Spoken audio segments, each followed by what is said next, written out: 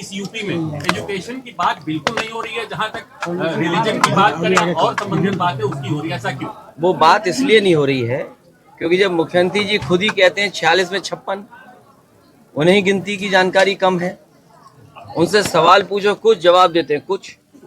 और primary school आप देख लीजिए, बच्चों की संख्या कम हो गई। इंटरमीडिएट में देख लो, बच्चों की संख्या कम हो गई। ITI पॉलिटेक्निक में एडमिशन लेने वालों की संख्या कम हो गई। आखिरकार आप देश को कहाँ ले जा रहे हैं? अमेजोन जैसी कंपनियां, या अमेजोन न बोलूं मैं, या जो नए तरह का व्यापार बिजनेस हो रहा है, उसमें नौकरियां रोजगार हैं। तो सरकारों को जो परिवर्तन और बदलाव लाना चाहिए वो नहीं ला रहे हैं। वो अपने जो आइडियोलॉजी है उसके हिसाब से शिक्षा को देना चाहते हैं। अगर वो आइडियोलॉजी के हिसाब से शिक्षा दोगे तो हमारे समाज और देश का भला नहीं होगा। नौकरी रोजगार कैसे मिले उसकी अगर व्यवस्था करोगे, शिक्षा उस तरह की, तो शायद नौकरी रोजगार मिलेंगे। तो जो क्वालिटी ऑफ एजुकेशन होना चाहिए वो नहीं है। हमें याद है कि पूर्व प्रधानमंत्री चंद्रशेखर जी के नाम पर यूनिवर्सिटी दी गई थी। यूनिवर्सिटी सफाई सरकार में देना शुरू हुआ।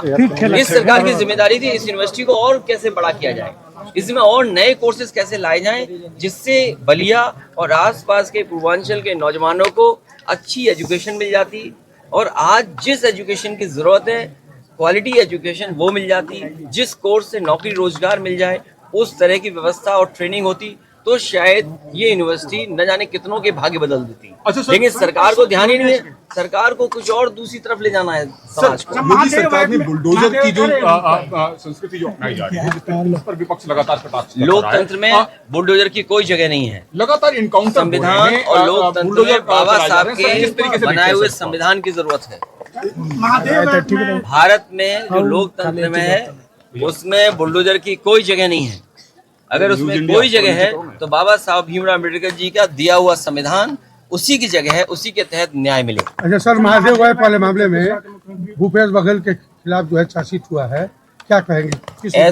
आप क्या बातें कर रहे हो? आपको सब पता है। अच्छा, बलिया से बेहतर कौन जानता होगा? यहाँ के पत्रकार साथियों को लड़ना पड़ा था, इसमें हो सकता कोई हो, सभी लोग आपको कितना लड़ना पड़ा और सच के लिए लड़ना पड़ा, और क्योंकि आप सच्चे थे इसलिए आपको न्याय मिला। ये बात सहमत है ना आप?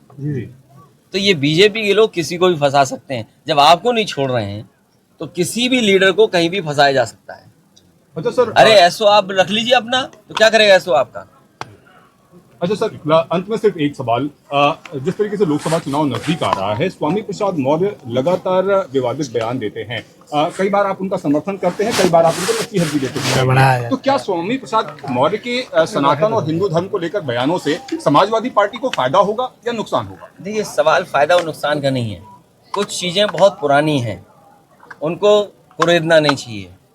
और फिर सजा की बात हो तो आपको याद होगा डिप्टी CM जो उत्तर प्रदेश के थे, उन्होंने टेस्ट ट्यूब के बेबी किसको कहा था?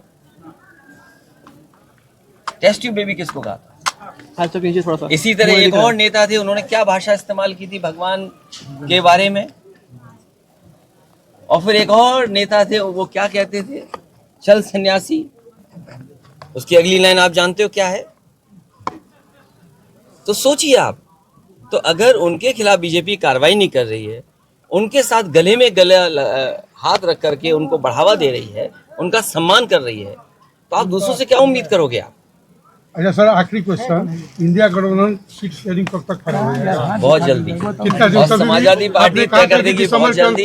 समाजवादी पार्टी और दलों को भी साथ लेकर के बहुत जल्दी फैसला ले लेंगे।